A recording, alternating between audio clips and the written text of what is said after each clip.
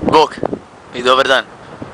Trenutno se nalazim na najvišem vrhu otoka Raba, Kamenjak, 408 metara nadmorske visine. Trenutno puše vjetar, ali je sunčano, tako da ovaj vjetar odlično dođe. Uopće ne osjećam nikakvu vrućinu, niti da je sunce jako.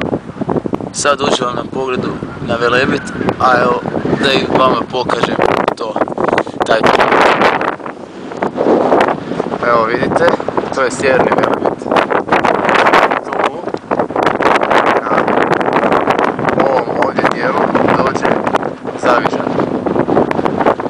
Ovdje, ovako dođe Gromovača, a na ovom dijelu, tako tu, dođe Bijelo je Alan.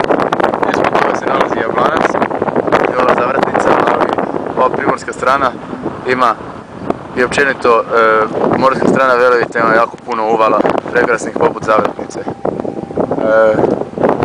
Kao što vidite, ovo je sve puno kamena, nije ni čudo što se zove Kamenjak, a iza tamo se nalazi Rab, to jest onaj pad, a sa onih hrupova tamo dalje se može vidjeti prekrasna panorama otoka Raba.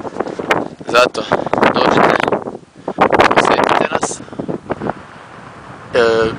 mislim na Hrvatsku i prekrasne planinske prostore i uživajte u pogledima lijepe naše